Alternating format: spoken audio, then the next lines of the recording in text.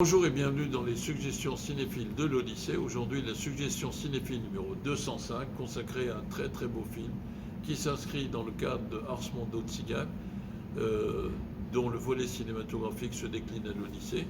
Très belle initiative de l'Opéra National du Rhin que je salue à travers son directeur et tout en ayant une pensée pour sa prédécesseuse Eva Kleinitz, malheureusement disparue aujourd'hui.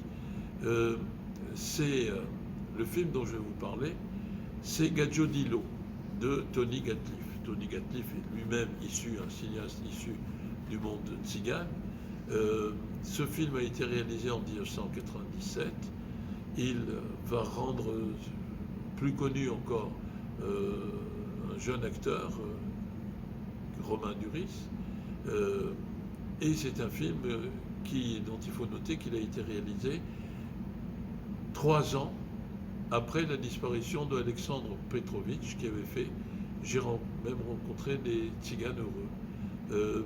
Parce que le film s'inscrit non pas dans le remake, pas du tout, mais s'inscrit en familiarité, dans le prolongement du film « J'ai même rencontré des tziganes heureux ». D'ailleurs, à la fin de Gaggiodilo, il y a de nouveau la mélodie de cette chanson « J'ai même rencontré des tziganes heureux », qui était le leitmotiv esthétique mais aussi narratif, en quelque sorte, du film de Alexandre Petrovitch. Là aussi, disons que Gaggiodilo, en langue rom, signifie étranger fou. Et l'étranger fou, c'est le personnage de Romain Duris, qui est à la recherche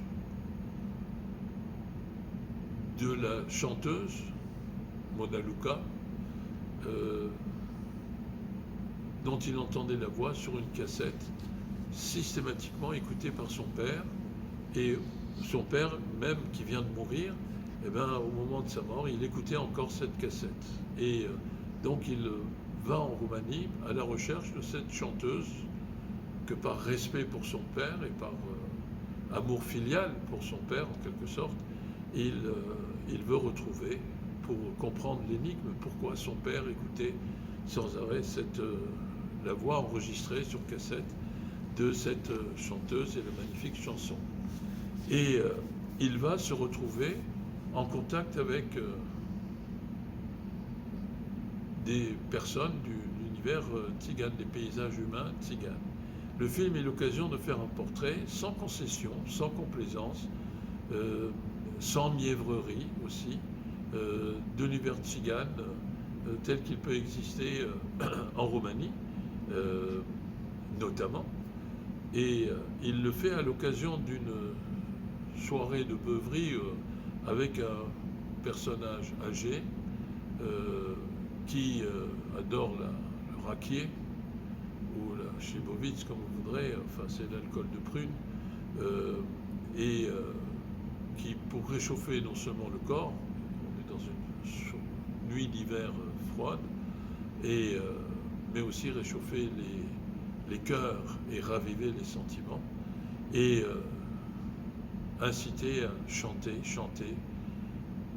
pour danser, chanter pour devenir libre, chanter pour vivre autant que possible sans contrainte, même si on sait que ce temps de vie sans contrainte ne sera qu'un éphéméride, tel le papillon qui vole, pour finalement se brûler les ailes à l'ampoule chauffée à blanc d'une lampe. Voilà. Et il est, au terme de cette nuit de beuverie, il se retrouve à dormir chez ce personnage âgé, et qui le matin se lève tôt pour partir, et qui est frappé par le fait que la police a arrêté son fils, qui est un jeune accusé à tort, mais comme on est tzigane, forcément on est la figure idéale du bouc émissaire, du suspect, donc du coupable, par un amalgame lié à des préjugés évidemment, aux yeux de ceux qui incarnent la loi officielle, qui n'est pas forcément le visage de la justice. Ça c'est une chose que le film rappelle. Et on voit à travers les yeux de la communauté tzigane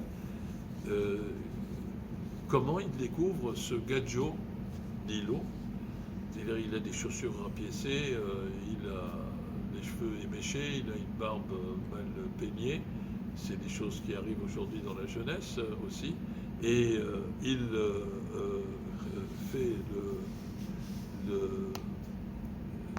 comment dire, les gens tout de suite se méfient de lui aussi, parce que c'est dans la nature humaine que d'avoir des œillères et d'avoir une approche qui s'attache aux apparences plutôt qu'à la réalité des identités et des êtres. Et il y a une scène d'ouverture qui est formidable, parce que tous le prennent soit pour un voleur d'enfants, soit pour un voleur de poules, soit pour quelqu'un qui est là pour voler le feu de la cheminée même, n'est-ce pas? Et il y a des choses extraordinaires. Et alors, quand il se réveille, ce Gadjo, Romain Duris, il s'en va pour aller faire des achats, pour remercier le vieux monsieur qu'il a hébergé une nuit de beuverie chez lui. Et donc tout le monde, plus il s'en va, plus on le regarde et plus on se monte contre lui en disant attention, c'est la méfiance, c'est très humain, malheureusement. Eux aussi, ils ont les défauts de leur qualité et ils ne sont pas à l'abri des erreurs commises par ceux qui justement les traitent en tant que bouc émissaire. Et ce qui est formidable, c'est que tout de suite la rumeur se répand, c'est un étranger, il est fou parce que c'est un voleur, c'est quelqu'un d'inconnu, donc de suspect. Et quand il revient d'avoir fait les achats pour offrir au vieux monsieur ce qu'il a acheté, il y a un enfant qui annonce son retour en disant « Attention, le fou revient, le fou revient ». C'est un moment d'humour extraordinaire, un humour dont seul quelqu'un comme Tony Gatliff peut avoir le secret. Et à partir de là, eh bien, Stéphane, le nom du personnage de Romain Duris, eh bien, il s'attache à cette communauté, il vit avec eux, il apprend au fur et à mesure quelques mots, et surtout il découvre que ce sont des gens qui certes vivent dans la gadoue, peut-être, mais ont une noblesse de comportement dans la vie quotidienne, notamment quand ils font de la musique, et que les mariages, les cérémonies de mariage sont l'occasion de ponctuer cet affleurement de la musique, et une musique qui parle des souffrances mais aussi des espérances de ces paysages humains. Et à cette occasion, il va se rapprocher d'une jeune qui a vécu un peu en Belgique, qui a quitté son époux, une jeune tzigane, évidemment, très belle, et finalement, il va se rapprocher d'elle. Et il va être le témoin actif des palpitations, des battements de cœur de cet univers des paysages humains. Je ne veux pas vous dévoiler la fin, qui évidemment est tragique, mais je ne vous dirai pas comment la tragédie vient, mais on sait dès le début du film que ça va être une tragédie et pas une comédie d'opérette.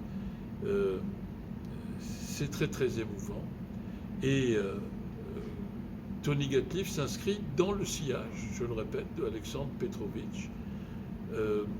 Et en même temps, le personnage de l'étranger, Gadjo, qui va finir par être accepté par la communauté tzigane, eh bien, il va se rendre compte que ce qui est important dans cet univers, qui essaye de vivre sans contrainte, qui pense que les normes sont au service de la vie humaine et pas les gens au service du respect de normes qui constituent une notabilité, une respectabilité tout à fait artificielle, il va se rendre compte que la vie ne doit pas se décliner, se conjuguer selon la grammaire de la logique de l'avoir, mais selon la grammaire de la logique de l'être.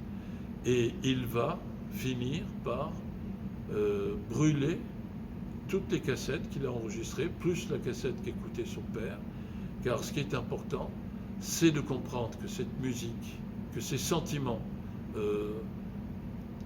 volent dans l'air, sont à disposition dans l'air, et qu'il suffit de certains moments de passion, d'émotion, de sentiments forts.